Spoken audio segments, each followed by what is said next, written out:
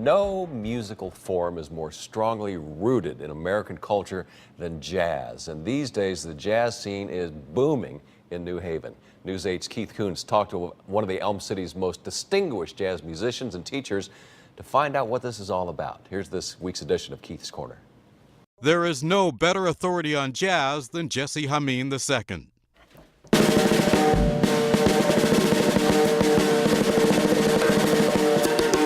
He's played professionally since the age of 10 and has been chair of the Jazz and Rock Studies Department at the Neighborhood Music School for the past 16 years. I ask him why jazz matters. This is born and bred here in the United States. It's us. The rhythms, the interpretation of music came from African American spirituality, but then it took on. Now it's international. Hameen has had a front row seat for the rise, fall, and current resurgence of jazz in the Elm City. When I was coming up in the 60s, during the 50s, the 60s, there was jam sessions. And there were jazz clubs all around. When I was in the 60s and everything, 50s and 60s jazz clubs everywhere. You can point, especially in the Dixon Avenue area, you can just point your finger, somebody to spin you blindfolded, and whatever direction you walked in, you could walk to a jazz club.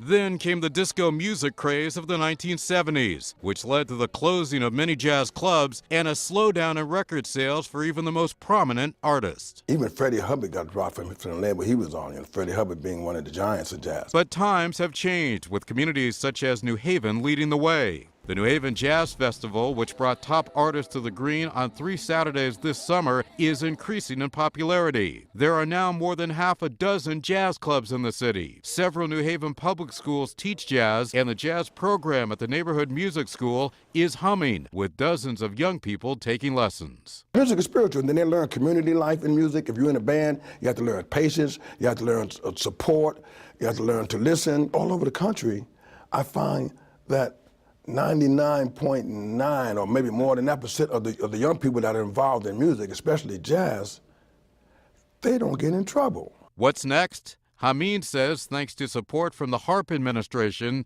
he expects next summer's Jazz Festival to be even bigger. Sweet sounds for jazz lovers across Connecticut. In Keith's Corner, Keith Kuntz, News 8.